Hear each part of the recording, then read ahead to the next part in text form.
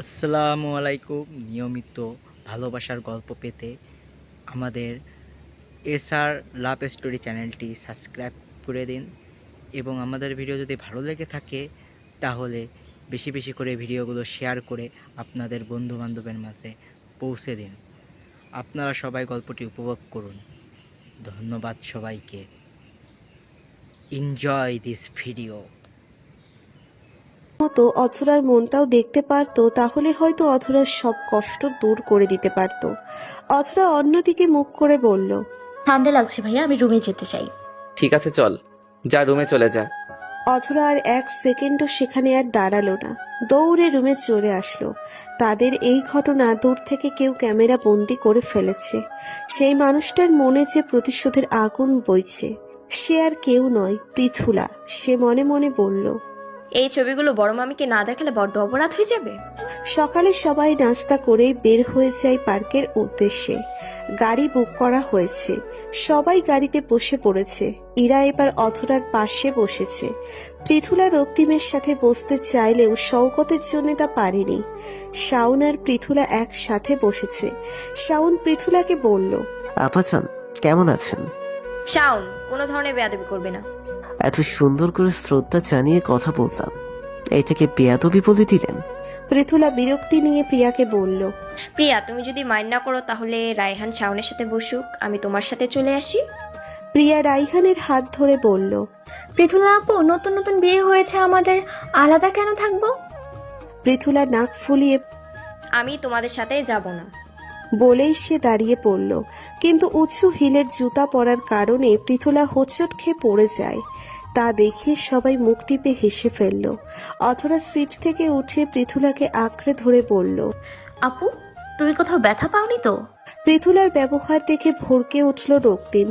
সে রেগে গিয়ে বলল, পৃথুলা, তোমাকে সাহায্য করার জন্য মেয়েটা এগিয়ে আসছে, আর তুমি অধরা নিজের সিটে গিয়ে বসে পড়ো।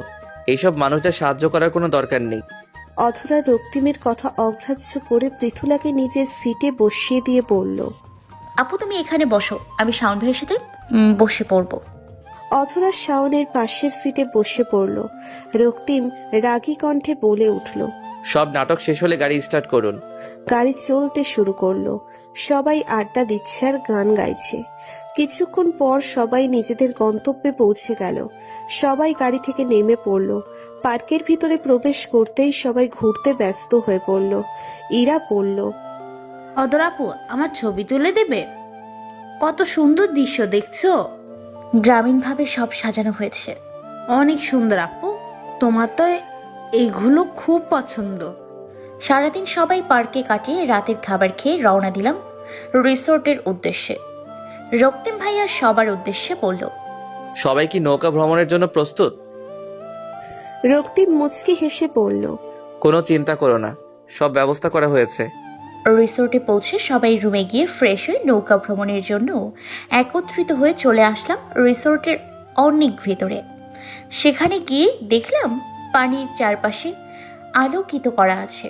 পুলের পাড়েই নৌকাগুলো বাঁধা আছে। প্রিয়া রায়হান ভাইয়ার জন্য আলাদা করে একটা নৌকা সাজানো হয়েছে। তারা সেটাই উঠে পড়লো। আরেকটা নৌকায় শাওন, ইরা, শওকত ভাইয়া উঠে পড়লো। আমি যখন উঠতে যাব তাদের সাথে, তখনই শাওন পৃথুলার হাত ধরে তাদের নৌকায় উঠিয়ে বলল, এক নৌকায় 4 জনের বেশি উঠতে পারবে না, তুই আর রক্তিম ভাইয়া আলাদা নৌকায় চলে আয়। আমি তোমাদের সাথে যাব না। শাওন মাঝিকে বলল। আরে ভাই, নৌকা কি দাঁড় করিয়ে রাখবেন? শাওনের বলতে দেরি হয়, মাঝির নৌকা চালাতে দেরি হয়নি। পৃথুলা আর কিছুই করতে পারেনি। সে নৌকায় দাঁড়িয়ে রক্তিম আর অথরার দিকে তাকিয়ে রইল। আমি রুমে চলে যাব, নৌকা ভ্রমণ করব না। তাহলে চলো, আমি আর তুই মিলে রেস্টুরেন্টে বসে থাকি। তখনই অথরার মোবাইলে মেসেজ আসলো শাওনের। অথরা তা দেখতে লাগলো। তাতে লেখা আছে, আপু, আমি ইরা, আমার মোবাইলটা তোমার ব্যাগে, প্লিজ সাবধানে নিয়ে আসবে। তাই শাওন ভাইয়ার ফোন দিয়ে মেসেজ করলাম। আমি আর রক্তিম ভাইয়া একসাথে নৌকায় উঠে পড়লাম। মাঝি নৌকা চালাতে শুরু করলো। প্রকৃতির সৌন্দর্য উপভোগ করার থেকে আমি এখন বেশি চিন্তিত, কারণ এসব যদি একবার চাচি জানতে পারে তাহলে অবস্থা খুবই খারাপ হয়ে যাবে। অধরা আশেপাশে চোখ বুলিয়ে ইরাদের খুঁজতে লাগলো। হঠাৎ ইরার কণ্ঠ শুনে অথরা পিছনে ফিরে তাকাতেই দেখল ইরাদের নৌকা একদম তাদের নৌকার সাথেই। পৃথুলা অগ্নি দৃষ্টিতে অথরার দিকে তাকিয়ে আছে। অথরা নিচের ব্যাগ থেকে ইরার ফোন বের করে বলল। তোর ফোনের জন্য এই পথে আসা হয়েছে। অথরা ফোনটা শাওনের হাতে দিয়ে দিল। এই নে তোর ফোন, এখন শুরু কর মডেলিং। আমিও দেখছি কত দূর চাই। ইরা ভেঙচি কেটে ছবি তুলতে শুরু করলো। অথরা রক্তিমকে বলল। আমাকে পাড়ে নামিয়ে দিন, ভালো লাগছে না আমার। শাওন অথরার কথা শুনে বলল। তাই কথরা, এত দূর এসে পড়েছিস, তাই এনজয় কর। আর শোন, রিসোর্সটা অনেক নিরিবিলি, তাই তুই একা থাকতে পারবি না। কিছুক্ষণের মধ্যেই সবাই ফিরে যাব, তুই একটু অপেক্ষা কর। অধরা আর কথা না বাড়িয়ে নৌকার একপাশে বসে রইল। পুলের পানিতে হাত নাড়াচাড়া করতে লাগলো। রক্তিমও একপাশে বসে রইল। অধরা এক ধ্যানে পানির দিকে তাকিয়ে আছে। তার হাতে কিছু ফুলের পাপড়ি লাগতেই সে মুচকি হেসে সেই পাপড়ি হাতে নিয়ে নেয়। রক্তিম অধরার অগোচরে সেই দৃশ্যটি ক্যামেরায় বন্দি করে ফেলে। সবাই নৌকা ভ্রমণ শেষ করে একসাথে পুলের পাড়ে এসে দাঁড়িয়ে পড়ল। সবাই যেহেতু এখন ক্লান্ত, তাই যার যার রুমে গিয়ে বিশ্রাম নাও। কালকে সকালে বাসার জন্য রওনা দিতে হবে, তাহলে সবাই সকালবেলায় তৈরি থাকবে। আমরা সবাই রওনা হব। আমরা সবাই রুমে চলে আসলাম। তারপর ব্যাগ গুছিয়ে নিয়ে শুয়ে পড়লাম। রক্তিম ভাইয়া বারান্দায় দাঁড়িয়ে বিশাল ওই আকাশটাই খুবই তীক্ষ্ণ নজরে দেখছে। শওকত ভাইয়া তার পাশে নিকোটিনের ধোঁয়া ছেড়ে পড়ল। কি এত ভাবছিস? রক্তিম গম্ভীর কণ্ঠে পড়ল। বাবার সাথে কথা বলতে হবে, এখনই উত্তম সময়। যদি দেরি করে ফেলি তাহলে সময় হাত থেকে চলে যাবে। তোর মা রাজি হবে না রক্তিম, সেও তোরাকে মেনে নিবে না। রক্তিম দীর্ঘশ্বাস ছেড়ে বলল। তুই কি জানিস মা পৃথুলাকে পছন্দ করে নিজ ছেলের বউ হিসেবে? শওকত হাতে থাকা সিগারেটটা ফেলে দিয়ে বলল। না, এসব জানি না। রক্তিম তাচ্ছিল্যের একটা হাসি দিয়ে বলল। ফুপি, নিজের সম্পত্তি আমার বাবার নামে করে দিয়েছি, আর নিজের মেয়েকে আমার নামে করে দিতে চাই। তোর বাবা কেন এসব মেনে নিচ্ছে? টাকার নেশা তাকে আঁকড়িয়ে ধরেছে। শওকত রক্তিমের কাঁধে হাত রেখে বলল। শুন দোস্ত, যদি শুধু আঙ্গুলে ঘৃণা বের হয় তাহলে আঙ্গুল বাঁকা করতে হয়। তা আমি জানি, আর এই বিষয়ে আমি মাস্টার্স করে ফেলেছি। সকালে সবাই রওনা দিলাম বাসার উদ্দেশ্যে। সবাই চুপচাপ হয়ে গেছে। ইরা আমার কাঁধে মাথা রেখে ঘুমোচ্ছে। সবার চোখেই ঘুমে ভরপুর। এই দুদিন অনেকটাই তারা ব্যস্ত ছিল, যার কারণে এতটা ক্লান্ত আমাদের শরীর। এসবের মাঝেই আমার ফোনটা বেজে উঠল। মোবাইলটা বের করে দেখলাম মা ফোন করেছে। আমি ফোন রিসিভ করতেই মা বললেন, তোদের পৌঁছাতে কতটা সময় লাগবে? দুপুর হয়ে যাবে মা। তাহিদা ইসলাম খুশি হয়ে বললেন। যাক, ভালো হলো। আজ বিকেলে মেহমান আসবে, তাই জিজ্ঞেস করলাম। অথরা ভ্রু কুচকে বললেন। কারা আসবে মা? এত কথা শুনে তোর লাভ নেই, ঠিকঠাক মতো পৌঁছেছে তোরা? বলেই সে ফোনটা রেখে দিল। অথরা ব্যাগে ফোনটা রেখে সিটে হেলান দিয়ে চোখ বন্ধ করে নিল। ঠিক 12টায় তারা বাসার সামনে এসে পৌঁছালে সবাই বাস থেকে নেমে বাসার ভিতরে চলে গেল। কলিং বেল বাজতেই ইলিনা চৌধুরী দরজা খুলে দিল। সবাইকে দেখে সে হালকা হেসে পড়ল। কেমন গেল তোদের ভ্রমণ? খুব ভালো মা। এখন শোনো, খুব খিদে পেয়েছে, খাবার তো টেবিলে। আরে আমার ছেলেটা এই 2 দিনে কতটা শুকিয়ে গিয়েছে। এখন আবার অ্যাক্টিং হচ্ছে মা। সবাই শাওনের কথা শুনে হো হো করে হেসে উঠল। তাহিদা ইসলাম আর জোহরা খাতুন টেবিলে খাবার দিয়ে বললেন। যা, তোরা ফ্রেশ হয়নি, খাবার দিয়েছি টেবিলে। জোহরা খাতুন অধরাকে দেখে বললেন। অধরা, চুল সুন্দর করে শ্যাম্পু দিয়ে ধুয়ে ফেলবি, আজ বাসায় মেহমান আসবে। রক্তিম ভ্রু কুচকে বলল। বাসায় মেহমান আসবে, এতে অধরা কেন ভালো করে চুল শ্যাম্পু করবে? আর কারা আসবে? বেশি কথা বলবি না, যখন আসবি তখন দেখে নিবি। রক্তিমের মনে একটা সন্দেহের বীজ বপন হয়ে গেল। সে গটগট করে নিচের রুমে চলে গেল। খেয়ে নে। শাড়িটা বিছানার উপরে রেখে বলল। অধরা, আজ বিকেলে এই শাড়িটা পরবি। শাড়ি কেন পরবো? মায়ের কথার উপর এত কথা বলতে হয় না, যা বলেছি তাই করবি। বলেই সে রুম থেকে চলে গেল। অধরা তার যাওয়ার পানে তাকিয়ে রইল। রক্তিম বিছানায় এক হাত মাথায় তুলে শুয়ে আছে। তখনই দরজা ঠেলে রুমে ঢুকলো জোহরা খাতুন। রক্তিম কারো উপস্থিতি টের পেয়ে চোখ খুলে তাকিয়ে দেখল জোহরা খাতুন দাঁড়িয়ে আছে। রক্তিম বলল, কোনো কাজ আছে মা? জোহরা খাতুন ছেলের মাথায় হাত বুলিয়ে বলল, রক্তিম, একটু তোর মামার বাড়ি যেতে হবে, তোর নানি তোকে দেখতে চেয়েছে। রক্তিম মাথা থেকে হাত সরিয়ে বলল, তোমরা যে পরিকল্পনা করেছো তা আমি হতে দিব না। জোহরা খাতুন ভয় পেয়ে বলল, কিসের পরিকল্পনা? এসব কি বলছিস? তোর নানি তোকে দেখতে চেয়েছে, অনেক জরুরি কথা আছে তোর সাথে। আজকে যাব না, কালকে যাব। এভাবে বলিস না, তোর নানির শরীরটা বেশি একটা ভালো না, তোকে দেখতে চেয়েছে বাবা, আজই চলে যা। ঠিক আছে, শওকতকে নিয়ে চলে যাব। জোহরা খাতুন ছেলের মাথায় হাত বুলিয়ে দিয়ে চলে গেলেন। রক্তিম তার যাওয়ার পানে তাকিয়ে বাঁকা হেসে বলল, তোমরা যা ভেবেছো তার থেকে একটু বেশি আমি ভেবে রেখেছি মা। রক্তিম ভাইয়া গায়ের শার্ট জড়িয়ে বের হয়ে আসলো রুম থেকে। তারপর সোজা বাসার বাইরে চলে গেল। বিকেলবেলা আমি শাড়ি পরে বসে আছি পাত্রপক্ষের সামনে। আমি মোটেও ভাবিনি যে আমার সাথে আজ এমন হবে। কিছুক্ষণ আগে মা শাড়ি পরিয়ে সুন্দর করে সাজিয়ে আমাকে বাইরে নিয়ে আসে। এসে দেখলাম 3 জন লোক সোফায় বসে আছে। একজন মহিলা, 2 জন পুরুষ। একজনের বয়স 27 কি 28। আমি একবার মায়ের দিকে তাকালাম। মা চোখ দিয়ে ইশারা করলো সালাম দিতে। আমি সবাইকে সালাম দিলাম। চাচি সবার সাথে আমার পরিচয় করিয়ে দিলেন। মহিলার নাম আসমা জাহান, সে ছেলের মা। ছেলের বাবার নাম ইকবাল রহমান আর ছেলের নাম ইফতি রহমান। আমি নিচের দিকে তাকিয়ে আছি। আমার মনে এক অজানা ভয় কাজ করছে। মনে হচ্ছে এখনই কোনো তুফান এসে পড়বে। অথরা চুপ করে বসে আছে। ইকবাল রহমান অথরার বাবা তৈয়ব হোসেনকে বললেন, আপনাদের মতামতের আশায় আছি আমরা। আমার অনেক ইচ্ছা মেয়ে পড়াশোনা করুক, এখন বিয়ে দেওয়ার কোনো ইচ্ছা আমার নেই। কিছু মনে করবেন না বাবা, বিয়ের পর যদি তোমার মতামত পরিবর্তন হয়ে যায় তখন আমি কি করব? আমি আমার বড় ভাইয়ের সাথে আলোচনা করে অবশ্যই আপনাদের জানিয়ে দেব। তখনই কেউ বলে উঠল, বাকি সবার মতামত আমি জানি না, আমার মতামত এখনই শুনে যান। এই বিয়ে কোনো মতেই হবে না। ব্যক্তিটির কণ্ঠস্বর শুনে সবাই সেদিকে তাকালো। অথরা ছলছল নয়নে সেই ব্যক্তিটির দিকে তাকিয়ে রইল। তৈয়ব হোসেন অনেক বিব্রত বোধ করছেন, তাই তিনি বললেন, রক্তিম, তুমি এভাবে কেন বলছো? সামনে থাকা ব্যক্তিটি আর কেউ নয়, রক্তিম। সে তৈয়ব হোসেনের কথা শুনে বলল, আমার যা বলার আমি বলে দিয়েছি। আর আপনি কি আমার মতামত ছাড়াই অধরার বিয়ে দিয়ে দিবেন? এমন কিছু না, শাওন, রক্তিমকে ঘরে নিয়ে যাও। শাওন রক্তিমের দিকে এগিয়ে যেতে নিলে রক্তিম রক্ত চক্ষু নিয়ে তাকাতেই শাওন 2 কদম পিছিয়ে গেল।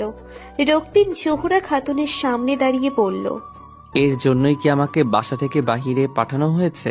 জোহরা খাতুন আমতা আমতা করে বললেন, মেহমানদের সামনে এরকম কেন করছিস? তাহলে তাদের যেতে বলো, বসিয়ে কেন রেখেছো? আমরা আজ আসি, পরে কথা বলবো এ বিষয়ে। বলেই তারা চলে গেল। যাওয়ার আগে ইফতি একবার অথরার দিকে তাকিয়ে বাসা থেকে বের হয়ে যায়। রক্তিমের চোখে তা এড়ায়নি। রক্তিম অথরাকে এভাবে বসে থাকতে দেখে আরো রেগে গেল চরম ভাবে। একটা ধমক দিয়ে উঠল সে, এই মেয়ে, এখানে বসে আছিস কেন? ভিতরে যাবি এখনই। রক্তিমের ধমক শুনে অথরা কেঁপে ওঠে। তৈয়ব হোসেন বললেন, এভাবে কথা বলছো কেন রক্তিম? মেয়েটা আমার, তাই সিদ্ধান্তটা আমারই হবে। আপনার মেয়ে মানলাম, কিন্তু এতগুলো বছর যে আমি আগলে রাখলাম। তৈয়ব হোসেন বিস্ফোরিত নয়নে তাকিয়ে রইল রক্তিমের দিকে। তারপর বলল, বড় ভাবি, আপনার ছেলেকে নিয়ে যান এখান থেকে, আমার হাত উঠে যাবে। জোহরা খাতুন রক্তিমের হাত ধরে বলল, চল বাবা, ভেতরে চল, আমার কথাটা রাখ। রক্তিম দ্বিগুণ রেগে গিয়ে বলল, আমি কেন তোমার কথা রাখবো? তুমি রেখেছো আমার কথা? তুই জানতে না সব, তবু তুমি এমন একটা কাজ করলে। অথরা তাদের কথোপকথন শুনতে পারল না। সে ধীর পায়ে সেখান থেকে নিচের রুমে চলে গেল। এরা তার পিছন পিছন চলে গেল। আজ সন্ধ্যায় বাবা বাসায় আসলে আমরা কথা বলবো, এর একটা বিহিত আমি করেই ছাড়বো। রক্তিম নিজের কথা শেষ করে কটকট করে অথরার রুমের দিকে যেতে লাগলো। তা দেখে তৈয়ব হোসেন বললেন, খবরদার, আমার মেয়ের কাছে তুমি যাবে না। আমি আর এই বাসায় থাকবো না। তাহিদা, তুমি অধরাকে নিয়ে এখনই তোমার মায়ের বাসায় চলে যাবে। তাহিদা ইসলাম কেঁদে কেঁদে বললেন, এসব আপনি কি বলছেন? দ্রুত কাজ করো, আমি অধরাকে দেখে আসছি। রক্তিম অধরার ঘরে এসে দেখল অধরা চুপচাপ বসে আছে আর হাতের চুড়ি খুলছে। ইরা তার পাশে বসে আছে। রক্তিম বলল, ইরা, তুই একটু বাইরে যা। ইরা একবার অধরার দিকে তাকিয়ে রুম থেকে বের হয়ে গেল। রক্তিম অধরার কাছে গিয়ে বলল, তুই কেন ওদের সামনে গিয়েছিলি? অধরা কিছু বলল না, সে চুপ করে বসে রইল। অধরাকে এভাবে চুপ করে থাকতে দেখে রক্তিমের রাগটা আরো বেড়ে গেল। সে এবার নিজের হিতাহিত জ্ঞান হারিয়ে ফেলল। অধরার হাত ধরে নিজের একদম কাছে দাঁড় করিয়ে বলল, মুখে কুলো পেটেছিস? কিছু জিজ্ঞেস করেছি আমি, মুখ খুলে কিছু বল। অধরা নির্বাক হয়ে বলল, আমার পথ থেকে সরে যান। আপনি জানেন না কত বড় ঝড় আপনার জন্য অপেক্ষা করছে। অতীতের পাতায় চোখ বুলিয়ে দেখুন। বাবা আজ কতটা অপদস্থ হয়েছে, একমাত্র কারণ হচ্ছে সে নিজের মনকে প্রাধান্য দিয়েছে। তাই আজও সে কথা শুনছে। শুধু সে না, আমিও শুনছি। চলে যান এই ঘর থেকে। আপনার মা আপনাকে রাজকুমারী দেখে বিয়ে দিয়ে দেবে। আমার কাছে আসার চেষ্টা করবেন না, না হলে এমন জায়গায় গিয়ে লুকোবো আর দেখা পাবেন না। অধরার বলা প্রতিটা শব্দ রক্তিমের কানে বাজছে। সে ধীরে ধীরে অধরার হাত ছেড়ে দিল। অধরা চুড়িগুলো হাতে নিয়ে ড্রয়ারে রেখে দিল। রক্তিম এখনো চুপ করে দাঁড়িয়ে আছে। তখনই ঘরে প্রবেশ করলো তৈয়ব হোসেন। তিনি এসে রক্তিমের সামনে দাঁড়িয়ে বললেন, আমার মেয়ের ঘর থেকে বের হয়ে যাও। এতদিন সব সহ্য করেছি, আর না, বের হও। অধরা ব্যাগ গুছিয়ে নে, তুই আর তোর মা নানু বাসায় যাবি। অধরা মাথা দুলিয়ে কাপড় নিয়ে ওয়াশরুমে ঢুকে পড়ল। তখন রক্তিম বলল, আপনারা কোথাও যেতে পারবেন না, আমি সেই ব্যবস্থা করব। আমাকে দুর্বল ভাববেন না চাচা, আমি যে কোনো কিছু করে ফেলবো। তারপর চোখের পানি ফেললেও কোনো লাভ হবে না। তোমার বাবার সাথে কথা বলতেই হবে। বড় ভাইজান কিছুক্ষণ পরে চলে আসবে, সে পর্যন্ত আমি অপেক্ষা করব। রক্তিম অধরার ঘর থেকে চলে গেল। তৈয়ব হোসেন বিছানায় বসে আজকের ঘটনা বিশ্লেষণ করতে লাগলেন। বাসায় পৌঁছে আইয়ুব হোসেন বুঝতে পারলেন বাসার পরিবেশ বেশি একটা শোচনীয় না। তাই সে চুপচাপ ফ্রেশ হয়ে খাবার টেবিলে বসে পড়লেন।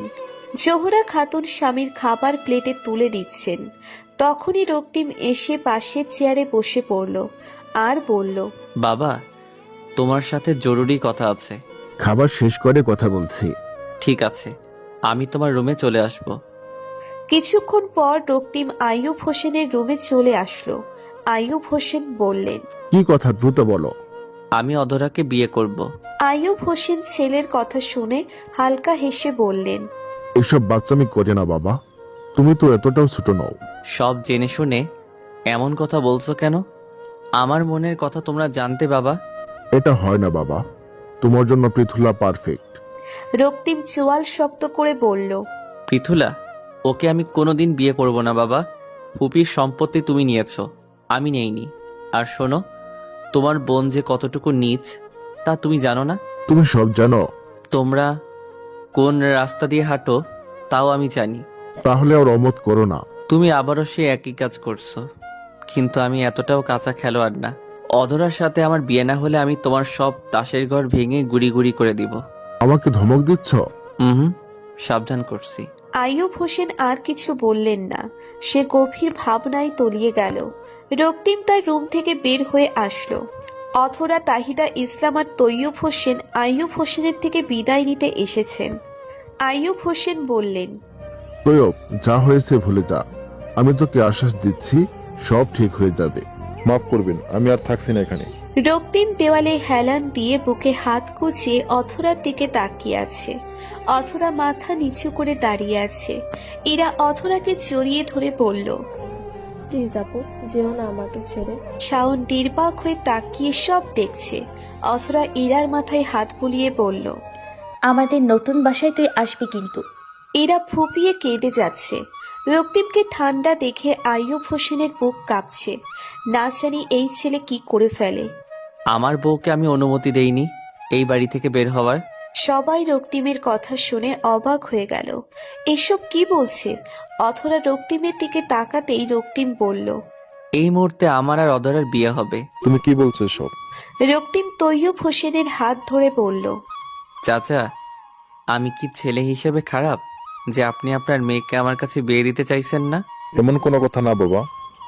তোমার মা কোনোদিন আমার বউকে মেনে নেয়নি, সে কিভাবে আমার মেয়েকে ছেলের বউ হিসেবে মেনে নেবে? সমস্যা এতটুকু, তাই তো? আমি কোনোদিন অধরাকে মেনে নিব না। মা, তুমি যদি মনে করে থাকো আমি তোমায় রিকোয়েস্ট করব, তাহলে ভুল ভাবছো। তোমার নীতি এই বাসায় চলতে পারে, আমার উপর না। ছোট থেকে তোমার অবিচার দেখেছি, আর না। তুই আমার অমতে বিয়ে করবি? রক্তিম কিছু বলার আগে অথরা বলল, বাবা, আমাদের দেরি হচ্ছে, চলো। তুই কি শুনতে পাসনি আমি কি বলেছি? আমি আপনাকে বিয়ে করতে চাই না, আপনার প্রতি আমার কোনো অনুভূতি নেই। তাহলে সংসার করব কি করে? মিথ্যা কথা খুব গুছিয়ে বলতে শিখেছিস তুই। এটা আপনার ব্যাপার, এখন আমাদের যেতে দিন, না হলে খুব খারাপ হবে। আমি কিন্তু নিজের ক্ষতি করে ফেলবো। অধরার কথা শুনে জোহরা খাতুন আর পৃথুলা বাঁকা হাসে, কারণ তাদের প্ল্যান একদম সঠিক কাজ করছে। কিছুক্ষণ আগে জোহরা খাতুন অধরার ঘরে গিয়ে তাকে বলছিল, অধরা, আমি তোকে জানতে চাই, তোর বাবা আমার স্বামী থেকে 5 লক্ষ টাকা ঋণ নিয়েছে। এখন যদি তোর বাবা কাছে, তাহলে কোথা থেকে দিবে তোর বাবা? তখন তোর দোকানটা হাত থেকে চলে যাবে, তখন কি হবে? আপনি কি চান চাচি? এখন চুপচাপ তুই এই বাসা থেকে চলে যাবি, তারপর আমি সব সামলে নিব। ঠিক আছে চাচি, তাই হবে। তাহলে সেই কথাই থাকলো। বর্তমান অথরা দরজা পেরিয়ে বাসা থেকে বের হয়ে আসলো। রক্তিম সেই দিকে এক দৃষ্টিতে তাকিয়ে রইল। অথরা বাসার বাহিরে পা রাখতেই কেউ তার হাত পিছন থেকে শক্ত করে জড়িয়ে ধরল। অথরার মনটা আনচান করে উঠল। সে পেছন ফিরে দেখল রক্তিম দাঁড়িয়ে আছে তার হাত ধরে। অথরা এবার রেগে গিয়ে বলল, আপনি তো দেখছি বড্ড অসহ্য লোক, এভাবে হাত ধরে দাঁড়িয়ে আছেন কেন? রক্তিম পাকা হেসে বলল, আমার ইচ্ছা হয়েছে তাই। অনেক নাটক দেখিয়েছেন, আর কোনো নাটক আমি দেখতে চাই না। রক্তিম, এখন কিন্তু বেশি হয়ে যাচ্ছে। তুমি তো ছোট বাচ্চা নও যে জেদ করে বসে আছো, আশেপাশের লোক দেখছে। তাতে আমার কিছু যায় আসে না চাচা, আপনি ভালো করে জানেন আমি মানুষদের কথা কানে নেই না। পৃথুলা এগিয়ে এসে বলল, অধরা, কথা তো কানে নাও, সে কি বলছে শুনোনি? আমি ঠিক শুনেছি, আর কে তাকে এসব বলিয়েছে তাও জানি। পৃথুলা, তুই যদি 1000 চাল চালতে পারিস, আমি কি একটা চাল চালতে পারবো না? কিসব বাবল তা বলছো? আমি কি করেছি? রক্তিম পৃথুলার কথা অগ্রাহ্য করে অথরাকে বলল, তুই এত বোকা কেন অধরা? চাচা বাবার থেকে টাকা নিয়েছে তা ঠিক আছে, কিন্তু সেই টাকার বিনিময়ে চাচির সব গহনা বাবার কাছে। আর শোন, দোকান কোথাও যাবে না, আমি তা গ্যারান্টি দিচ্ছি। অথরা অবাক নয়নে রক্তিমের দিকে তাকিয়ে রইল। জোহরা খাতুন মিনমিন করে বললেন, সব জলে ভেসে গেল আমার। তবুও আমি আপনাকে বিয়ে করতে পারবো না। রক্তিম শাওনের দিকে ইশারা করতেই সে মুচকি হেসে কোথাও চলে গেল। রক্তিম বলল, ঠিক আছে, কোনো সমস্যা নেই। তখনই রক্তিম অধরার হাত ধরে তাকে আচমকা কোলে তুলে নিল। এতে সবাই অবাক হয়ে গেল। শাওন ততক্ষণে গাড়ি নিয়ে হাজির। রক্তিম 1 সেকেন্ডও দেরি না করে অধরাকে গাড়িতে তুলে নিল। শাওন গাড়ি চালাতে শুরু করলো। চোখের পলকে ধুলোয় মিশে গেল গাড়িটা। সবাই অবাক নয়নে সেখানে দাঁড়িয়ে রইল। রক্তিম অধরাকে কোলে নিয়েই গাড়িতে বসে আছে। তা দেখে শাওন মিটমিট করে হাসছে। অধরা এখনো অবাক হয়ে আছে। রক্তিমের কথাই তার ধ্যান ভাঙল। রক্তিম বলল, শাওন, সামনে শওকত আছে, ওকে গাড়িতে তুলে নিস। অধরা এবার চিল্লিয়ে বলল, আপনি একটা খারাপ লোক, আমাকে দিয়ে আসুন আমার মায়ের কাছে। রক্তিম অধরাকে পাশের সিটে বসিয়ে, বিয়ে হবে তারপর যাবে। বিয়ে করব না। কেন করব আপনাকে বিয়ে? শাওন, তুই একটু গাড়িটা সাইড করে রাখ, আর শওকত কাছেই আছে, ওর সাথে গিয়ে কথা বল। ওকে প্রো। শাওন গাড়ি থেকে নামতেই রক্তিম অধরাকে বুকের সাথে মিশিয়ে দিয়ে বলল, আমি তো জানি আমি খারাপ, কোনো ভালো গুণ আমার নেই, সে খারাপ আমি, তাকেই তো তুই ভালোবাসিস। অধরা রক্তিমের শার্ট চোখের পানিতে ভিজিয়ে দিল। রক্তিম বলল, তুই কি মনে করিস আমি সব ভুলে গেছি? সেই ছোটবেলায় যখন দাদি বলতো তুই আমার বউ হবি, তখন তুই লজ্জা পেয়ে চাচির শাড়ির আঁচল ধরে দাঁড়িয়ে থাকতি। আমি তো সে সময় থেকেই নিজেকে তোর বর মেনে নিয়েছি। তোর ডায়েরির প্রতিটা ভাজে আমি। তাও আমি জানি আমাকে তুই এতটা বোকা ভাবিস না। সময়ের সাথে সাথে আমরা বড় হয়েছি, কিন্তু আমাদের অনুভূতি সেই একই আছে। কি এখনো আমাকে দূরে ঠেলে দিবি? আমি তোকে ওয়াদা করছি সব ঠিক করে দেব। একবার আমাদের বিয়েটা হয়ে যাক, তারপর সব ঠিক করে দেব। রক্তিম কথা বলা শেষ করে অধরার দুই বাহু ধরে বলল, ঠিক আছে, আমি তোকে বাসায় দিয়ে আসবো, কিন্তু মনে রাখবি আর কোনোদিন এই রক্তিম হোসেনের চেহারা দেখতে পারবি না। বলেই রক্তিম গাড়ি থেকে নামতে নিবে, তখনই অধরা রক্তিমের শার্ট খামচে ধরে বলল। রক্তিম অধরাকে আবার জড়িয়ে ধরে বলল, বলেছি না সব ঠিক করে দিব, ভরসা রাখ আমার উপর। অধরা রক্তিমকে দুহাতে জড়িয়ে ধরল। রক্তিম অধরার চুলে ঠোঁট ছুঁয়ে বলল, ভালোবাসি প্রেয়সী। অধরা রক্তিমের বুকে মুখ গুজে বলল, আমি অনেক ভালোবাসি। রক্তিম মুচকি হেসে অধরার মাথায় হাত বুলিয়ে দিতে লাগলো। আমি রক্তিম ভাইয়া, শাওন আর শওকত ভাইয়া এখন দাঁড়িয়ে আছি কাজী অফিসের সামনে। আমি রক্তিম ভাইয়ার হাত শক্ত করে জড়িয়ে ধরে রেখেছি। ভাইয়া, সব ব্যবস্থা হয়ে গেছে, কাজটা শেষ করে দাও। তা তো করবই। শাওন তার ফোনের দিকে তাকিয়ে বলল, এই ইরাকে আমায় পাগল করে তুলেছে। কখন থেকে ফোন করছে, মনে হচ্ছে ওর বিয়েতে কেউ দাওয়াত দেয়নি। এভাবে বলো না, বেচারি ছোট মানুষ। আজকাল ইরার হয়ে তুমি অনেক কথা বলছো, ব্যাপারটা ভালো ঠেকছে না। শওকত আমতা আমতা করে বলল, দুর্মিয়া, তুই কি বলছিস? ওই দেখ, ফারাবির আর মাহিদি এসে পড়ছে। শাওন সামনে তাকিয়ে দেখলো আসলেই ফারাবি আর মাহাদি এসে পড়েছে। রক্তিম আর অধরা কাজীর সামনে বসে আছে। কিছু মুহূর্তের মধ্যেই তাদের বিয়ের কার্যক্রম সম্পন্ন হলো। অধরা একবার রক্তিমের দিকে তাকালো। রক্তিম অধরার হাত শক্ত করে ধরে তাকে বলল, আমরা আজ বাসায় যাব না, ফারাবির ফার্ম হাউসে থাকবো। বাবা মা? তাদের সাউন্ড সব বলে দিবে। আগামীকাল আমরা বাসায় যাব। অধরা আর কিছু বলল না, চুপচাপ গাড়িতে বসে পড়ল। রক্তিম তার পাশে বসে পড়ল। শাওন তাদের ফার্ম হাউসে রেখে বাসায় চলে গেল। ফারাবি রক্তিমকে ফার্ম হাউসের চাবি দিয়ে বলল, রান্নাঘরে খাবার রাখা আছে আর তাদের জন্য একটা সারপ্রাইজ আছে, দেখলে খুশি হবে। রক্তিম কিছু বলবে তার আগেই ফারাবি চলে গেল। রক্তিম চাবি দিয়ে গেট খুলল। ভেতরে ঢুকে রক্তিম অধরাকে বলল, তুমি ফ্রেশ হয়ে নাও, রুম ওইদিকে। আপনি আমাকে তুমি কেন বলছেন? কাদি, তুমি আমার বউ, এখন কেন তুই করে বলবো? অধরা মুখ ফুলিয়ে বলল, বউকে কেউ গাধিও বলে না। রক্তিম হেসে অধরার গালে ঠোঁট ছুঁয়ে দিতেই অধরা গালে হাত দিয়ে রক্তিমের দিকে তাকিয়ে রইল। রক্তিম বলল, রুমে তোর সব প্রয়োজনীয় জিনিস রাখা আছে, ফ্রেশ হয়ে নে। রুমের দরজা ঠেলে ভেতরে ঢুকতেই আমার চোখ ছানা পড়া। পুরো রুম ফুল দিয়ে সাজানো, বিছানায় হার্ট শেপ ফুল দিয়ে সাজানো। আমি রুম থেকে বের হয়ে দৌড়ে রক্তিম ভাইয়ের কাছে চলে আসলাম। হাঁপিয়ে হাঁপিয়ে বললাম, রুমে এসব কি সাজিয়েছেন?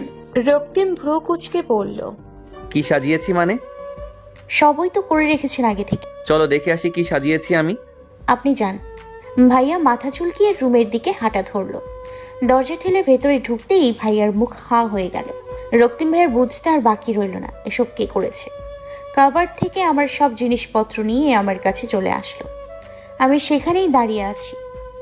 রক্তিম ভাইয়া আমার হাতে সব দিয়ে বলল, অন্য রুমটায় চলে যাও, আমি সব পরিষ্কার করে দিচ্ছি। আমি আর কোনো কথা না বলে অন্য রুমে চলে গেলাম। ভাইয়া দীর্ঘশ্বাস ছেড়ে ঝাড়ু হাতে নিয়ে কাজে লেগে পড়লো। মনে মনে ফারাবি ভাইয়াকে গালি দিতে লাগলো। তার জন্য বিয়ের প্রথম দিন ঘর ঝাড়ু দিতে হচ্ছে। শাওন বাসায় পৌঁছে সবাইকে সব বলে দিয়েছে। শাওনের কথা শুনে জোহরা খাতুন মাথায় হাত দিয়ে বসে পড়ল। পৃথুলা ঘর বন্দি করে বসে রইল। আইয়ুব হোসেন বললেন, যা হয়েছে তা নিয়ে কথা বলে লাভ নেই। রক্তিম কোথায়? আগামীকাল চলে আসবে। কালকে পর্যন্ত অপেক্ষা করতে পারবো না। শাওন, আমার মেয়ে কোথায়? চিন্তা করবেন না চাচা, অধরা ঠিক আছে। পুরো বাসায় নিস্তব্ধতা ছেয়ে পড়েছে। সবাই চুপচাপ হয়ে গেছে। ইরা শাওনের ঘরে গিয়ে বলল, ভাইয়া, আমাকে কেন বাদ দিলে? সবকিছু তাড়াহুড়ো করে করা হয়েছে, তাই আর কি। অবশেষে তাদের বিয়েটা হয়েই গেল, আমি অনেক খুশি। আমিও অনেক খুশি। রক্তিম ঘর পরিষ্কার করে ফোন নিয়ে ফারাবিকে কল করে আচ্ছা মতো ছেড়ে রুমে আসতেই অবাক হয়ে গেল। অধরা আয়নার সামনে দাঁড়িয়ে আছে। হালকা গোলাপি রঙের ড্রেস পরেছে সে। তাকে দেখতে একদম একটা তরতাজা ফুলের মতো লাগছে। অধরার নজর আয়নায় পড়তেই সে দেখতে পেল রক্তিম তার দিকে তাকিয়ে আছে। অধরা নিচু স্বরে বলল, খাবার কি রান্না করতে হবে? রক্তিমের ধ্যান ভেঙে গেল। সে বলল, না, ফারাবি খাবার দিয়ে গেছে, টেবিলে রাখা আছে। রাত তো অনেক হয়েছে, খাবার খেয়ে শুয়ে পড়ি। অবশ্যই। আমরা খাওয়া শেষ করে রুমে চলে আসলাম। আমি বিছানায় গুটিসুটি হয়ে শুয়ে পড়লাম। রক্তিম ভাইয়ের সোফায় শুয়ে পড়ল। আমাদের মধ্যে আলাদা এক জড়তা কাজ করছে, কি যেন আমাদের বাধা দিচ্ছে। আমার ঘুম আসছে না। এই পাশ ফিরে দেখলাম রক্তিম ভাইয়া আমার দিকে তাকিয়ে আছে। দুজনেই অপ্রস্তুত হয়ে পড়লাম। তখন রক্তিম ভাইয়া বলল, তোমার ঘুম আসছে না? বাসার কথা মনে পড়ছে। বাসার কথা মনে পড়ছে কেন? তুমি তো খুব সুন্দরভাবে বাসা থেকে বের হয়ে গিয়েছিলে। সে সময় তো রেগেছিলাম তাই। চন্দ্রবিলাস করবে? বারান্দা থেকে চারটা খুব সুন্দর দেখা যায়। ঠিক আছে। দুজনেই বারান্দায় গিয়ে দাঁড়ালো। রক্তিম বলল, গান হলে মন্দ হয় না। রূপকথার জগতে গানটা আমার খুব ভালো লাগে। রক্তিম মুচকি হেসে তার ফোনে রূপকথার জগতে গানটি ছেড়ে দিল। অধরা গানের সাথে গুনগুন করছে আর চাঁদের দিকে তাকিয়ে আছে। রক্তিম তার দিকে মুগ্ধ নয়নে তাকিয়ে আছে। পৃথুলা রোকিয়া হোসেনকে ফোনে বলছে, মা, তুমি তো বলেছিলে সব তোমার প্ল্যান অনুযায়ী হচ্ছে, তাহলে এটা কিভাবে হলো? রোকিয়া হোসেন বলল, তুই চিন্তা করিস না মা, আমি কাল সকালেই আসছি। সব শেষ হয়ে গেছে, এখন এসে কি করবে? বলে এসে খট করে ফোন রেখে বালিশে মুখ গুজে শুয়ে পড়ল। জোহরা খাতুন কাঁদো কাঁদো কণ্ঠে বলল, এখন কি হবে? আপনি রোকিয়া আপনাকে কি জবাব দিবেন? আহা, আমি ওদের নিজের ইচ্ছে বিয়ে দিস নাকি? রক্তিম নিজের ইচ্ছে বিয়ে করেছে। তুমি এত ভেবো না তো, ঘুমাও আর আমাকে ঘুমাতে দাও। জোহরা খাতুন বিড়বিড় করে বললেন, অনেক বড় তুফান আসছে যা সবকিছু লণ্ডভণ্ড করে দিবে। আমাদের ধ্বংস দেখছি আমি। সকালের মিষ্টি রোদ ঘরের জানলা ভেদ করে প্রবেশ করেছে। শীতের সকালটা যে কতটা সুন্দর হয় তা যে দেখেছে সেই জানে। পাখির কিচিরমিচির শব্দ আশেপাশের পরিবেশকে আরো মুগ্ধ করেছে। হালকা ঠান্ডা বাতাস দেহকে বিমোহিত করছে। সেই হাওয়া রক্তিম ভাইয়ের শরীরে রাখতেই সে কেঁপে উঠল। গায়ের চাদরটা ভালো মতো জড়িয়ে নিতেই কারোর মুখের শব্দ শুনতেই চোখ পিটপিট করে খুলে দেখল আমি দাঁড়িয়ে আছি। আমার চোখে মুখে বিরক্তির ছাপ। রক্তিম ভাইয়া সেটাকে স্বপ্ন ভেবে আমার হাত টেনে ধরে বলল, তুমি কিন্তু আমাকে অনেক জ্বালাতন করছো প্রেয়সী, এর পরিণাম ভালো হবে না প্রেয়সী। আমি চোখ বড় বড় করে তাকিয়ে রক্তিম ভাইয়ার হাতে জোরে একটা চিমটি কাটতেই রক্তিম ভাইয়া আমার হাত ছেড়ে দিয়ে উঠে বসে পড়ল। তারপর গালে হাত দিয়ে বলল, কে করেছে এটা? একদম গাল লাল করে দিব থাপড়িয়ে। অধরা শুকনো ঢোক গিলে বলল, আমি কি জানি, মশাও তো হতে পারে তাই না? রক্তিম অধরার বোকা বোকা কথার কোনো মানে বুঝল না। অধরা সেই বিষয় থেকে দূরে সরে এসে বলল, ব্রাশ কোথায়? সকালবেলা সব জায়গা খুঁজে ফেলেছি, কোথায় রেখেছেন? রক্তিম অধরার কথা শুনে আড়াপুড়া ভেঙে বলল, কাবার্ডের যে কোনো একটা শপিং ব্যাগে আছে। রক্তিম ভাইয়ের উপর প্রচুর বিরক্তি নিয়ে ধীর পায়ে কাবার্ড খুলে সকল শপিং ব্যাগ খুলে ব্রাশ খুঁজে পেলাম। ওয়াশরুম থেকে ফ্রেশ হয়ে রান্নাঘরে গিয়ে চায়ের পানি বসালাম। পুরো রান্নাঘর খুঁজে শুধু চা বানানোর জিনিসগুলো পেলাম। চা তৈরি করে আবার রুমে চলে আসলাম। তিনি এখনো উপর হয়ে ঘুমিয়ে আছে। আমি বিছানা গোছাতে গোছাতে জোরে জোরে বললাম, সকাল 10টা বাজে, নাস্তা কি পাবো নাকি একদম দুপুরের খাবার নসিব জুটবে? রক্তিম অধরার কথা শুনতে পেয়ে ধরপড়িয়ে সোফা থেকে উঠে দাঁড়ালো। তারপর কাবার্ড থেকে প্রয়োজনীয় জিনিসপত্র নিয়ে ওয়াশরুমে চলে গেল। অধরা বিছানা ঠিক করে সোফা গুছিয়ে রাখলো। তখনই কলিং বেলের শব্দ পেল অধরা। সে রুম থেকে বের হয়ে দরজার সামনে এসে জিজ্ঞেস করলো, কে বাহিরে? বাহির থেকে শওকত বলল, ভাবি আমি শৌকত। অধরা দরজা খুলে দিতেই শওকতের হাসি হাসি মুখ দেখতে পেল। ভাইয়া ভেতরে আসুন। শওকত ভিতরে ঢুকে হাতে থাকা টিফিন বক্সটা অধরার হাতে দিয়ে পড়ল, মা আপনাদের জন্য নাস্তা পাঠিয়েছে।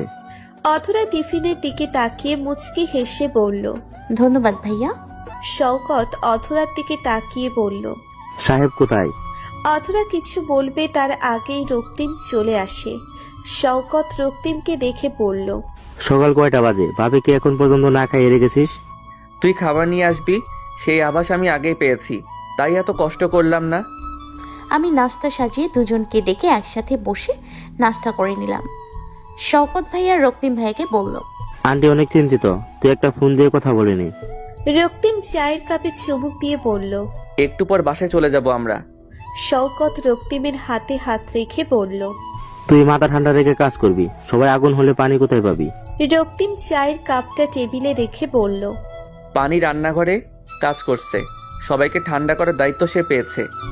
রোকেয়া হোসেন সোফায় বসে আছে, তার চোখ দিয়ে আগুন ঝরছে। কেউ এটা বুঝতে পারছে না অথরা আর রক্তিমের বিয়ের কারণে সে এতটা রেগে আছে কেন। শুধু রক্তিমের বাবা মা জানে আসল কারণ কি। তাহিদা ইসলাম নানাসের এত রাগ দেখে বললেন, আপা আমি জানি বাচ্চারা ভুল করেছে, এর মানে এই নয় যে আমরাও ভুল করব। রোকেয়া হোসেন অগ্নির দৃষ্টিতে তাকিয়ে বলল, তোমার তো খুশিতে নাচতে মন চাইছে, এটাই তো চেয়েছিলে রক্তিমকে হাত করে সবকিছু ছিনিয়ে নিবে। যেমন মা তার তেমন মেয়ে। তাহিদা ইসলাম মাথা নিচু করে ফুঁপিয়ে উঠলেন। এবার আর তৈয়ব হোসেন চুপ থাকলেন না, সে হুঙ্কার ছেড়ে বললেন, আপা অনেক হয়েছে, আপনি অনেক বলেছেন, এতগুলো বছর শুধু আপনাদের কথাই শুনেছি। আর না, যদি আপনারা লিমিট ক্রস করেন আমিও চুপ থাকবো না। রোকেয়া হোসেন হা হয়ে গেলেন ছোট ভাইয়ের এহেন আচরণ দেখে। সে কোনো দিনও ভাবেননি তার হাতের পুতুল এভাবে কথা বলবে। আইয়ুব হোসেন পরিবেশকে সামলাতে বললেন, রোকেয়া তুমি কিন্তু বেশি বলছো। রক্তিম অধরাকে ভালোবাসে তাই বিয়ে করেছে, এটাতে ভুল কি? রোকেয়া হোসেনের যেন সবার কথায় রাগে গা জ্বলে যাচ্ছে। সে সোফা থেকে দাঁড়িয়ে বলল, বড় ভাইজান, আমার মুখ খুলতে আপনি আমায় বাধ্য করছেন কিন্তু। জোহরা খাতুন এবার ভয় পেয়ে গেলেন। তিনি আইয়ুব হোসেনের কাছে গিয়ে দাঁড়ালেন। আইয়ুব হোসেন বিদ্রুপের হাসি দিয়ে বললেন, আমি জানি তো তুমি কি বলবে, তাই এটাই তো বলবে যে তোমার সম্পত্তি আমি নিয়েছি আর তোমাকে ওয়াদা করেছি যে রক্তিমের বিয়ে পৃথুলার সাথে দেব, তাই তো? আইয়ুব হোসেনের কথা শুনে সবাই আকাশ থেকে পড়ল। তৌফিক হোসেন বললেন, শাওন আর ইরা চুপ করে দাঁড়িয়ে আছে। পৃথুলা নিচের রুমে বসে সবই শুনছে। রোকেয়া হোসেন চুপ হয়ে আছে, কি বলবে বুঝতে পারছে না। আইয়ুব হোসেন বললেন, রোকেয়া আমি কিন্তু তোমার কাছে যাইনি, বরং তুমি আমার কাছে এসেছিলে তোমার মেয়ের মনের ইচ্ছা পূরণ করতে। এখন যদি তুমি চাও তাহলে তোমার সব কিছু ফিরিয়ে দেব, তবে আমার যে কোটি কোটি টাকার মাল তুমি চুরি করেছ তার ভরপুর কে করবে? রোকেয়া হোসেন বিস্মিত হয়ে তাকিয়ে আছে, সাথে সবাই অবাক হয়ে আছে। আইয়ুব হোসেন দাঁত কিরমির করে বললেন, তুমি কি মনে করেছো আমি কিছু জানি না? সব জানি আমি, কিন্তু চুপ ছিলাম কারণ তোমাকে অপমান করতে চাই না, আর আমি হওয়ার কথা বলি না। যাকে যে তুমি কাজটা করেছো সে সব কিছু স্বীকার করেছে, এখন বলো আমি কি করব? রোকেয়া হোসেন ভয়ে কুঁকড়ে গেল, সে মাটির দিকে তাকিয়ে আছে। আইয়ুব হোসেন বললেন, আমার সাথে চালাকি করতে আসবেন না, তোমরা যদি ডালে ডালে চলো তাহলে আমি পাতায় পাতায় থাকি। এতটুকু বলে সে নিজের রুমে চলে গেল। জোহরা খাতুন তার পিছে পিছে রুমে চলে আসলো। রক্তিম অধরাকে নিয়ে রওনা দিয়েছে বাসার উদ্দেশ্যে। অধরার বুকটা ধুকপুক করছে, কি হবে এই ভেবে। অধরার চিন্তিত চেহারা দেখে রক্তিম তার এক হাত আঁকড়ে ধরে বলল, এত চিন্তা করছো কেন? সব ঠিক হয়ে যাবে। বাবা কি আমাদের মেনে নেবে? আমার কেমন যেন মন বলছে সে অনেক রেগে আছে। এত ভাবতে পারো তুমি? বুঝি না কিভাবে এত শক্তি পাও। দেখবে সব ঠিক হয়ে যাবে। আপনার তো সবসময়ই মনে হয় আমি বেশি চিন্তা করি, আর এইসব চিন্তা আপনার জন্যই আসে। এক একটা কাজ বাড়িয়ে আমার মাথা নষ্ট করে ফেলেন। রক্তিম অধরার কথা শুনে হো হো করে হেসে উঠল। অধরা মুখ ফুলিয়ে বলল, কি বিশ্রী হাসি, ছি! আমার কথায় রক্তিম ভাই আরো জোরে জোরে হাসতে থাকে। কিছুক্ষণের মধ্যে আমরা দুজন বাসায় পৌঁছে গেলাম। রক্তিম ভাইয়া গাড়ি ঠিক জায়গায় রেখে আমাকে নিয়ে ভেতরে প্রবেশ করতেই বাবার সাথে প্রথমে দেখা হলো। আমি বাবাকে দেখে দৌড়ে তার কাছে গেলাম, বাবাকে জড়িয়ে ধরে কেঁদে উঠলাম। বাবা আমার মাথায় হাত বুলিয়ে বলল, কতটা টেনশনে ছিলাম আমি জানিস? একবারও কি আমার কথা মনে পড়েনি? আমাকে ক্ষমা করে দাও বাবা, আমি ভুল করেছি। তৈয়ব হোসেন অথরার দুই বাহু ধরে বললেন, আমি তোর উপর কোনোদিন অভিমান করে থাকতে পারি না, এটা তুই জানিস। সবাই হল রুমে একত্রিত হলো। রোকেয়া হোসেন অথরা আর রক্তিমকে একসাথে দেখে ফুঁসছে। আইয়ুব হোসেন বললেন, তোমরা যা করা দরকার করেছো, এখন বড় হিসেবে আমাদের সব দায়িত্ব আছে। আমি চাই একটা অনুষ্ঠান করা হোক, সবাই সবটা জানা দরকার। আপনার সাথে আমি একমত। আমি প্রিয়াকে ফোন করে জানিয়ে দিয়েছি সে চলে আসবে। রক্তিম, আমি চাই তুমি অধরাকে নিয়ে অনুষ্ঠানের জন্য সব কিছু কিনে নতুন করে দেবে। আমার একমাত্র ছেলের বউ অধরা, কোনো কমতি রাখতে চাই না। পৃথুলা রুম থেকে বের হয়ে সবার সামনে এসে বলল, আপনি চিন্তা করবেন না বড় মামা, আমি নিজেই সব দেখে করব। সবাই পৃথুলার কথা শুনে অবাক হলো। রক্তিমের মনে সন্দেহের বীজ বুনতে লাগলো, তাও সে চুপ করে রইল। সে চায় না এখন পরিবেশ খারাপ হোক। রোকেয়া হোসেন বিড়বিড় করে বললেন, মেয়ের মাথা নষ্ট হয়ে গেছে। তাহলে 2 দিন পর অনুষ্ঠান করা হবে। জোহরা, তাহিদা, ইলিনা সবকিছু তোমরা সামলাবে। তিনজনই মাথা দুলালো। রোকেয়া হোসেন বললেন, আমি এইসবে নেই, আজই আমি চলে যাব। এই পরিবার আমার নয়। তুমি চলে যাও মা, আমি অনুষ্ঠানের পরে চলে আসব। রোকেয়া হোসেন কিছু না বলে গটগট করে সেখান থেকে চলে আসলো। অধরা নিজ রুমে চলে আসলো। শাওয়ার নিলে হালকা বেগুনি রঙের ড্রেস পরে টাওয়েল দিয়ে চুল মুছতে লাগলো। তখনই ঘরের দরজা ঠেলে প্রবেশ করলো জোহরা খাতুন। তাকে দেখে অধরা একটু ভয় পেল। জোহরা খাতুন হাতে থাকা শাড়িটা এগিয়ে দিয়ে বলল, এই শাড়িটা পরে বাহিরে আসো, প্রতিবেশীরা আসবে। আমি জানি তারা তোমাকে আগে থেকে চিনে, কিন্তু আজ তোমাকে বউরূপে দেখতে চায়। তারপর হাতে থাকা একটা বক্স অধরাকে দিয়ে বলল, রেডি হয়ে এসে পড়ো। আর শোনো, রক্তিমের ঘরে চলে যাও, আর রুম থেকে বের হবে না, না হলে আবার কথা বানাতে সময় লাগবে না এগুলোর। বলেই সে গটগট করে চলে গেল। অধরা তার যাওয়ার পানে তাকিয়ে রইল। একটু পর ইরা এসে অধরাকে রক্তিমের ঘরে নিয়ে যায়। ইরা রক্তিমকে বলল, ভাইয়া বাহিরে যাও, আপুকে রেডি করাবো। আমার সামনে করলে কি সমস্যা?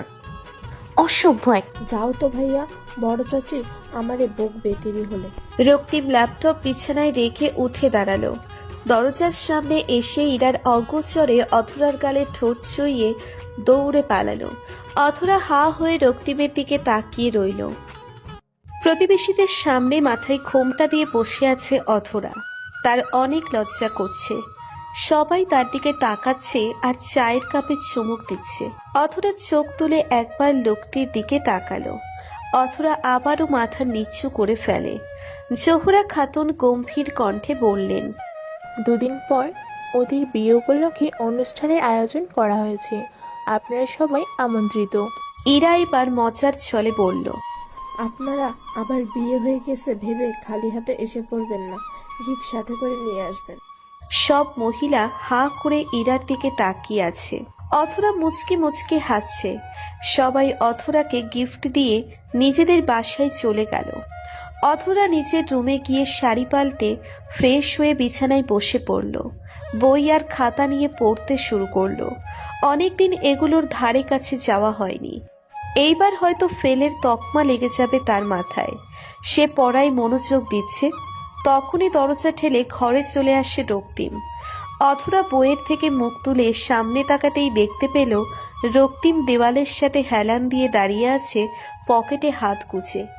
অধরা বইটা টেবিলে রেখে বলল, কি হয়েছে? আগামীকাল শপিং এ যাব আমরা। মাফ করবেন, আমি কোথাও যেতে পারবো না। আপনি করে নিন শপিং, আমাকে টানবেন না। সেই প্রিয়া আপুর বিয়ে থেকে শুরু হয়েছে, আমার পড়া অনেক বাকি রয়েছে, পরীক্ষা শুরু হয়ে যাবে। রক্তিম মনোযোগ সহকারে সব কথা শুনে বলল, জানবো তাই পড়তে হবে, মনে রেখো। কোনোদিন দেখেছেন এসব নিয়ে কথা বলতে? এতটুকু বলে কাবার থেকে একটা কম্বল বের করে কাউচে শুয়ে পড়লাম কম্বল জড়িয়ে। বই হাতে নিয়ে পড়তে শুরু করলাম। রক্তিম ভাইয়া বাঁকা হেসে আমার পাশে শুয়ে পড়লো। কম্বলটা নিজের শরীরে জড়িয়ে আমার পায়ের উপর পা তুল দিল। ঘটনাটা হঠাৎ করে ঘটায় আমি কি করব বুঝতে পারছি না। রক্তিম ভাইয়ের ঠান্ডা পা আমার পাকে স্পর্শ করতেই আমি চেঁচিয়ে উঠলাম, আপনি পা সরান, ঠান্ডা পা আপনার, প্লিজ সরে যান। রক্তিম কাউচে হেলান দিয়ে আরো আয়েশ করে শুয়ে পড়ল। এভাবে শুয়ে থাকো, তাহলে দেখবে পা গরম হয়ে যাবে। অসভ্যতামি করবেন না। আর আমার রুমে কেন এসেছেন? বড় চাচা বলে দিয়েছে অনুষ্ঠানের দিন পর্যন্ত আপনি আমার আশেপাশেও ঘেসবেন না, বের হন এখান থেকে।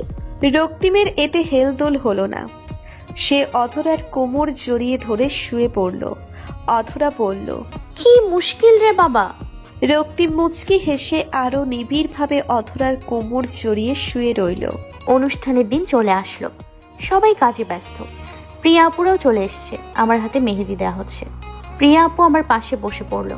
আর বলল, আমার তো অনেক খুশি লাগছে। মা যখন ফোন করে বলল ঘটনাটা, আমি তো পুরো হা হয়েছিলাম।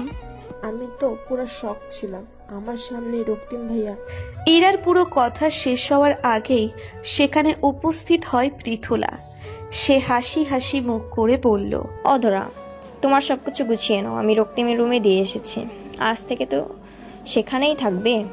অধরা মুচকি হেসে বলল, ধন্যবাদ আপু।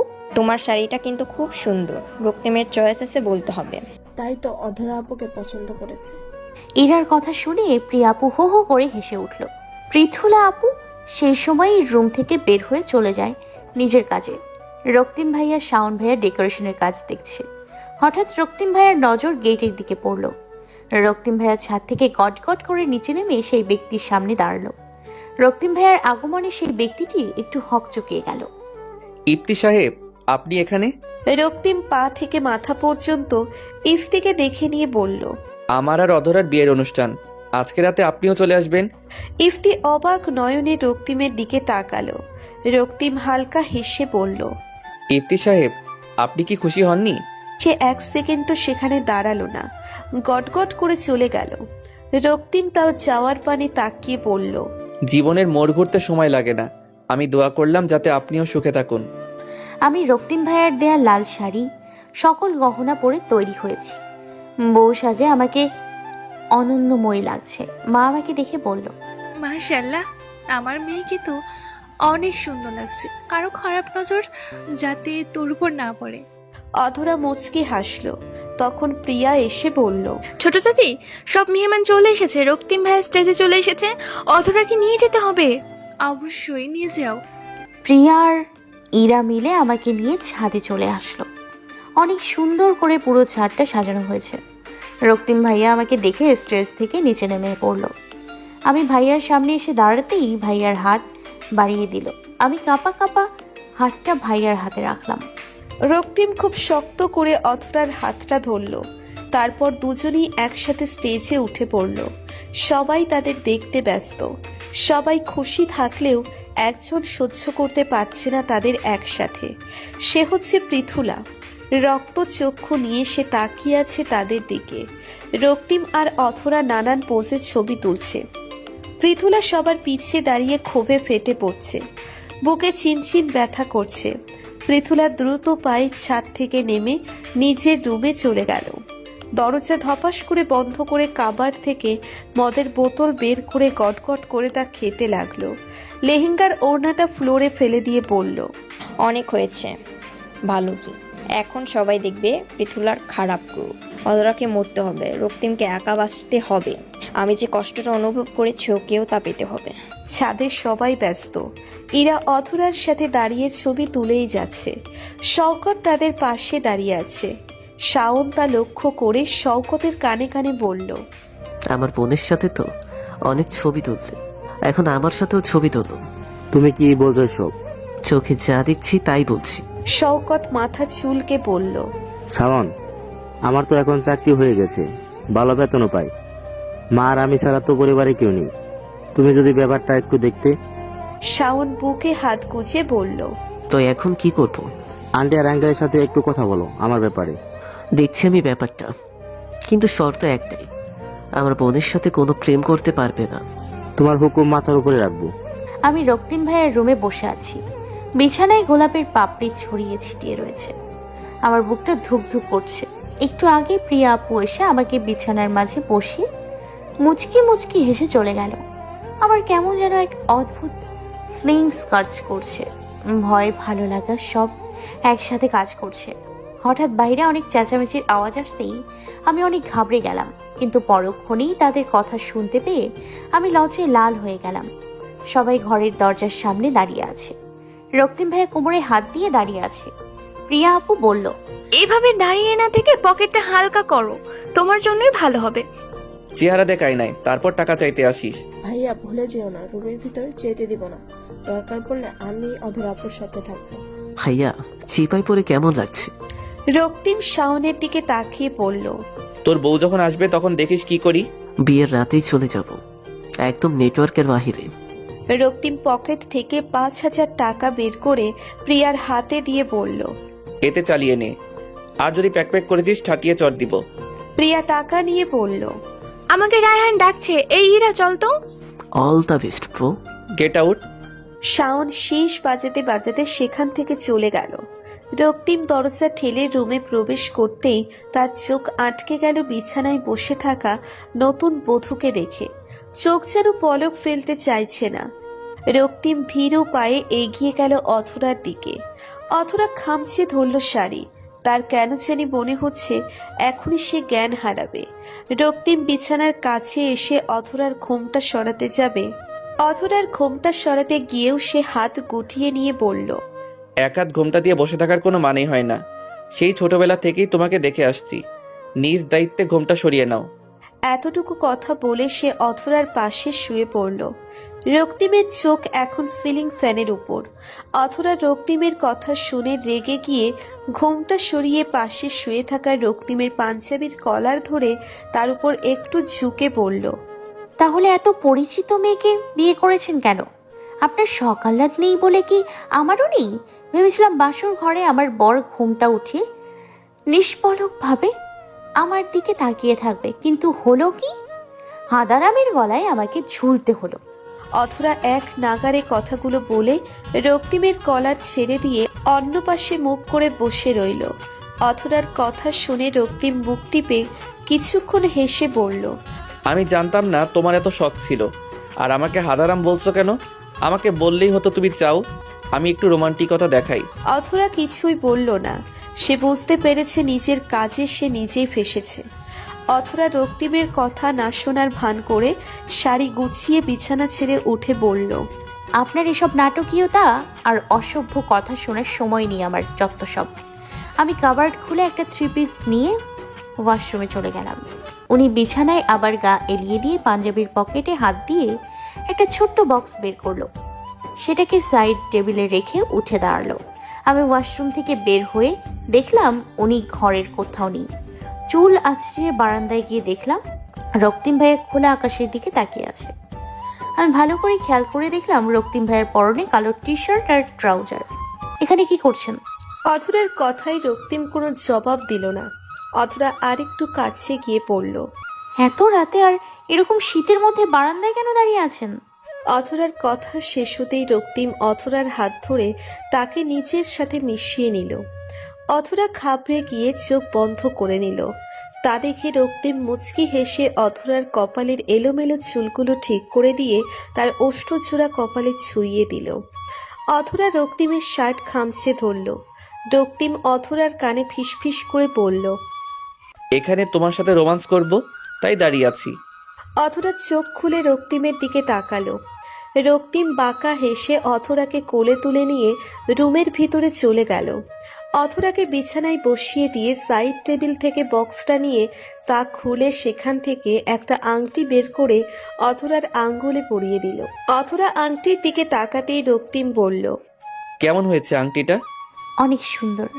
রক্তিম অথরার গাল ধরে বলল, আমাকে অনুমতি দিবে তোমাকে নিয়ে ভালোবাসার জগতে পাড়ি দিতে?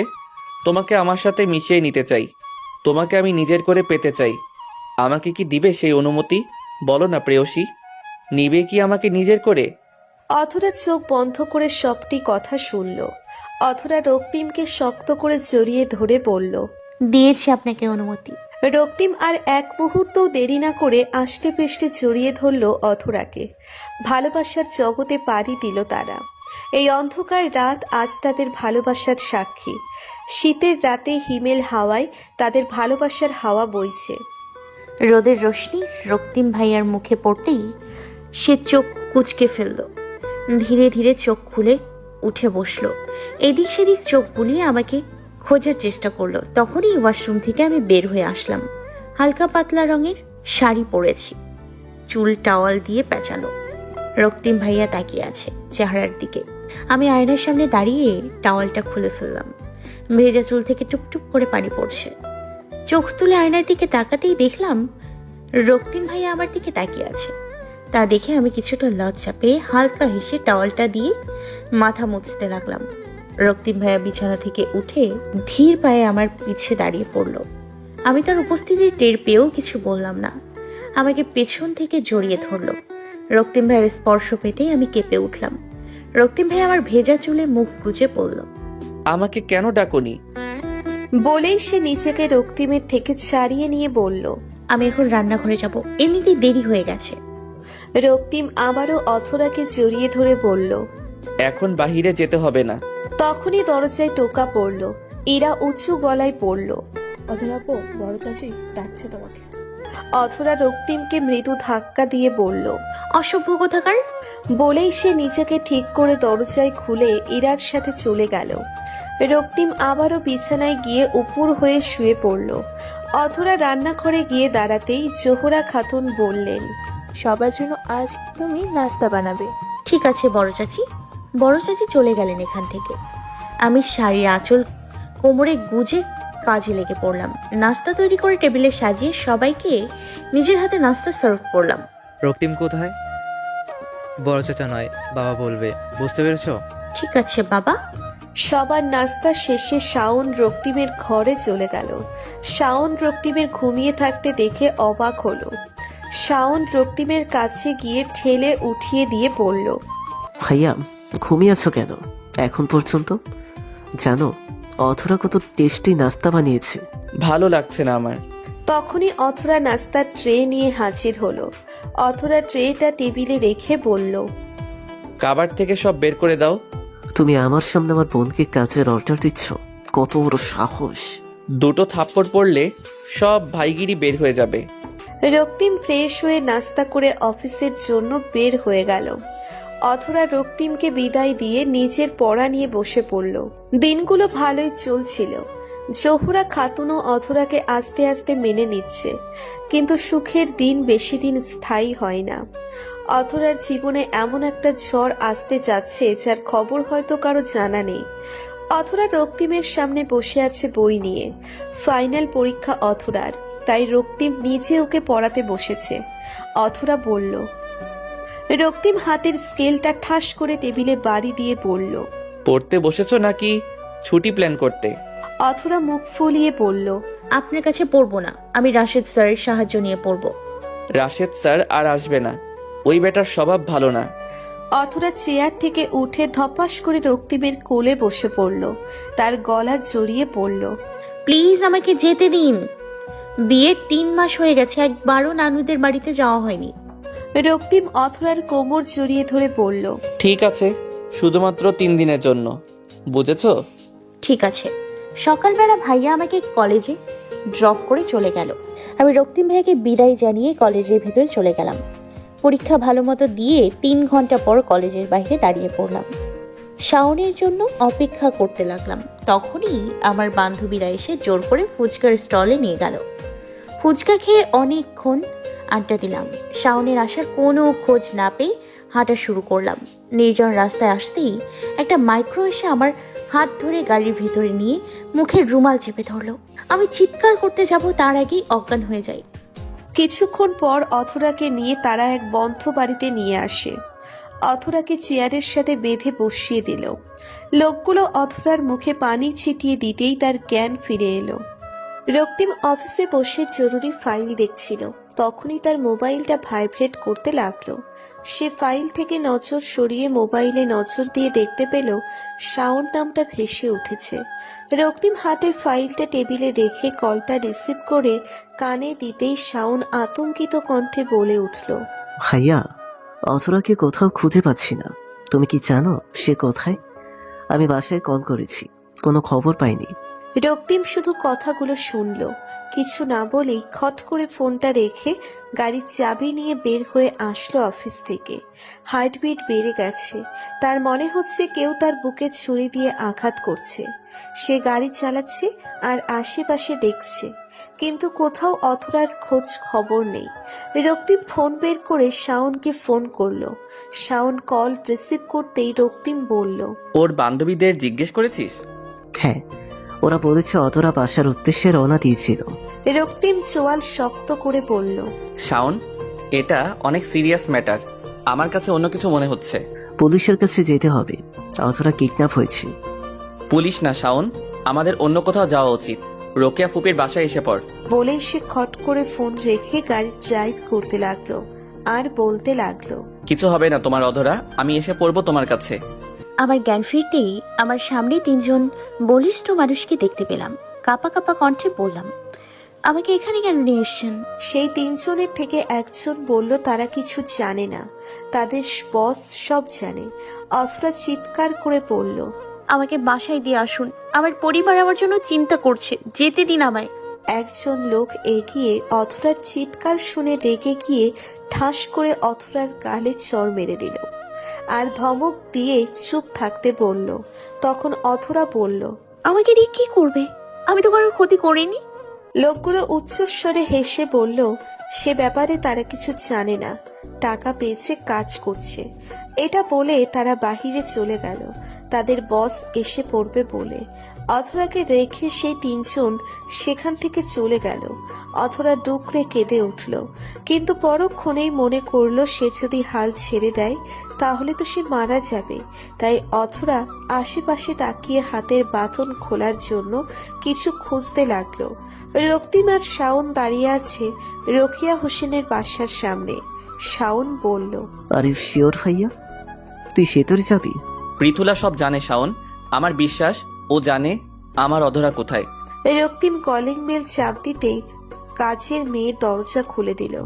কাজের মেয়েটি রক্তিম আর শাওনকে ভিতরে যেতে বলল। রক্তিম আর শাওন ভিতরে প্রবেশ করলো। রক্তিম বলল, তোমার পৃথুলা আপুকে ডেকে দাও। তখন কাজের মেয়েটি বলল, তারা বাড়িতে নেই, কোথায় গেছে সঠিক জানে না। রক্তিম একবার শাওনের দিকে তাকিয়ে বলল, আজ মার্ডার হবে আমার হাত থেকে। অনেক খুঁজে একটা কাচের টুকরো খুঁজে পেলাম, এখন চেষ্টা করছি সেটাকে ওঠানোর জন্য। আমি চোখ উপরে তুলে যে মানুষগুলোকে দেখতে পেলাম, আমি একেবারে অবাক হয়ে গেলাম।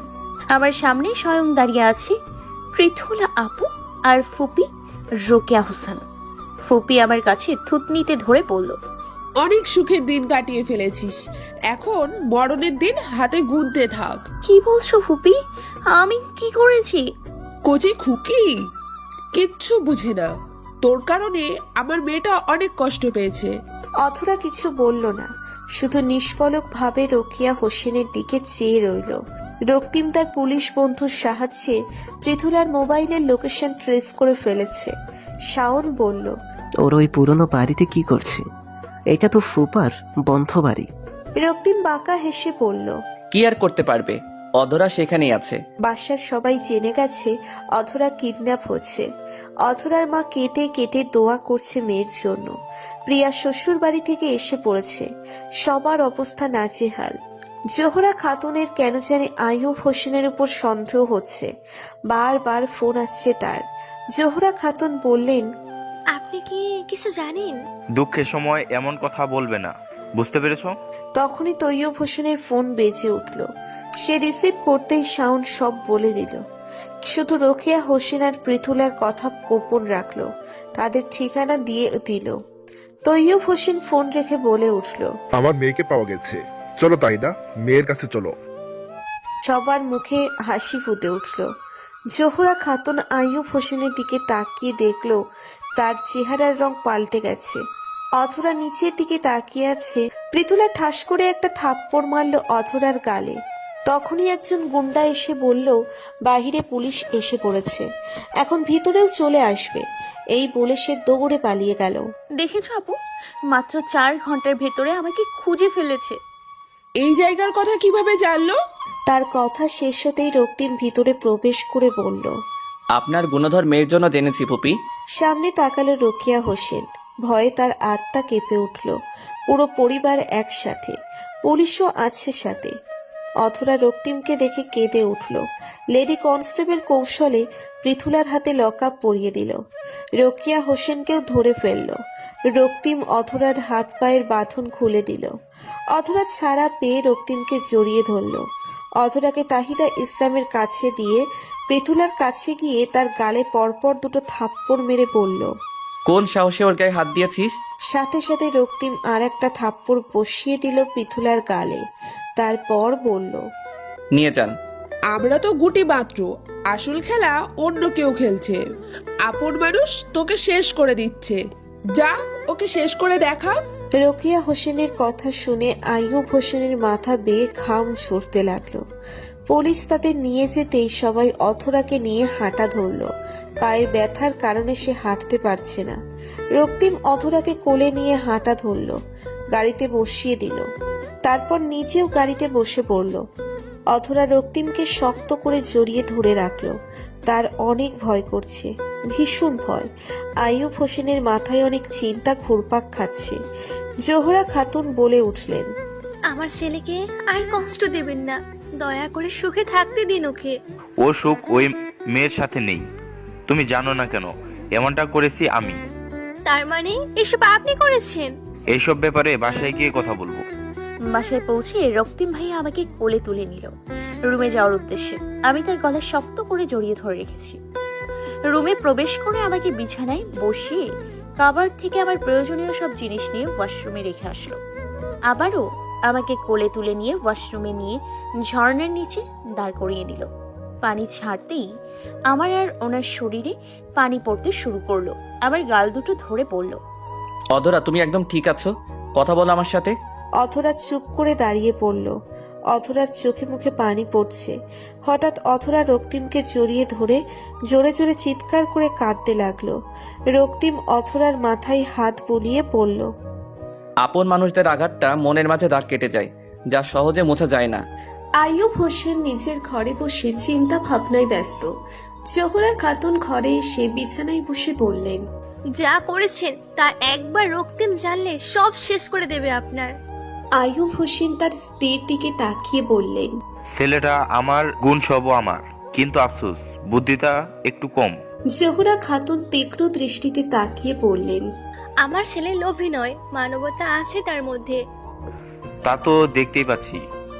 অধরা কত কিছুর মালিক তুমি জানো? জোহরা খাতুন ভ্রু কুঁচকে বললেন, আপনি কি কোনোদিন বলেছেন আমায়? বাবা মারা যাওয়ার আগে যদি এই কাজটা না করে যেতেন তাহলে হয়তো আজ আমার